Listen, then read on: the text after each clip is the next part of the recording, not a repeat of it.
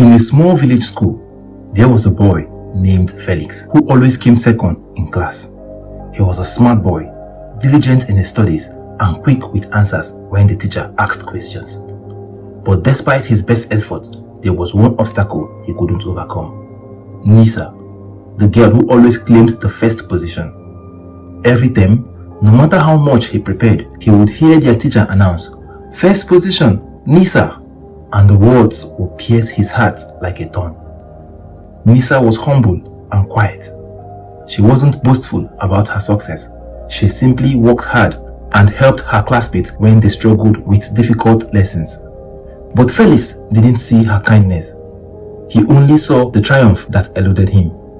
His frustration grew, and with it, a gnawing envy that darkened his thoughts. Why should she always be number one? Felix would ask himself as he stared at the ceiling at night, unable to sleep. It's not fair. I work just as hard as she does, maybe harder. If she were out of the way, I could finally be the best. Instead of using his jealousy as motivation to improve, Felix let it fester into resentment. He stopped focusing on his studies and spent more time plotting ways to suppress Nisa without effort.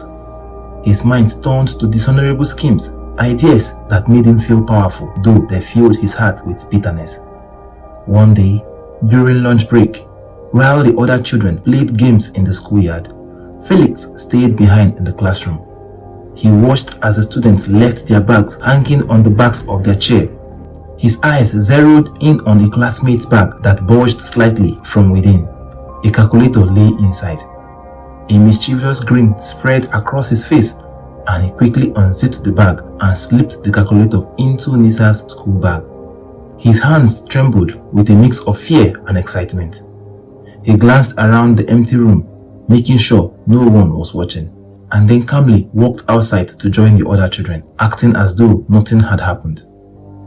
When the students returned to the classroom, the atmosphere was filled with laughter and chatter. But soon, a loud shout broke through the noise. "My calculator! It's gone!" the boy exclaimed, frantically searching through his bag. The teacher, hearing the commotion, entered the classroom with a stern expression. "What is going on here?" she demanded. "Someone took my calculator," the boy cried. The teacher frowned and began inspecting each student's bag. As she opened Nisa's bag and found a missing calculator, the classroom fell into a stunned silence. All eyes turned to Nisa, whose cheeks flushed with confusion and shame. "I didn't take it," Nisa whispered, her voice trembling. "But it was in your bag," the teacher said, disappointment clouding her eyes. "Come with me to the principal's office." Nisa followed, her head bowed as tears streamed down her face. The other children whispered and pointed, their judgment clear. Felix stood among them, a triumphant smirk hidden behind a mask of innocence. News of the incident spread like wildfire. Nisa was expelled from school for stealing, and the principal made a public announcement to warn other students about dishonesty. Felix felt a surge of satisfaction. He had done it. With Nisa out of the picture, he would finally take the top spot in class. But the joy he felt was hollow, and it gnawed at his conscience. Two students, however, had seen Felix linger near the bags during break. They had noticed his strange behavior and couldn't stay silent any longer.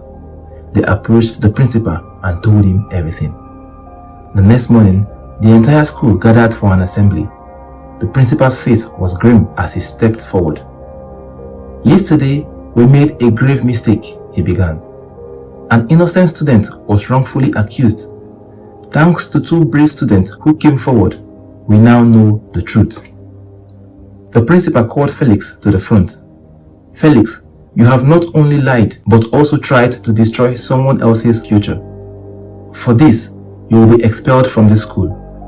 Gasps echoed through the crowd as Felix's face turned pale.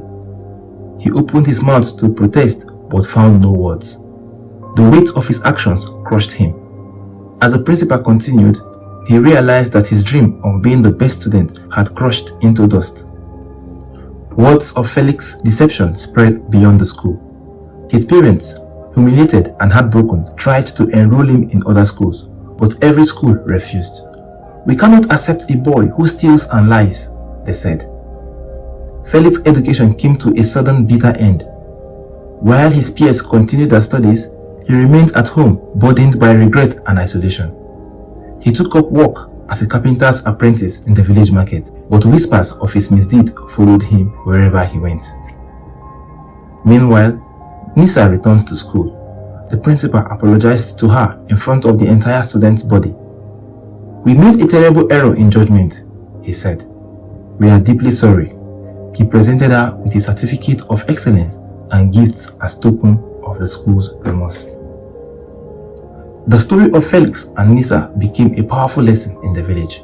Parents warned their children, "Jealousy and lies will only destroy you. Work hard for what you want and never try to bring others down." And so, the children grew up understanding that integrity and effort would lead to true success, while dishonesty will always end in ruin.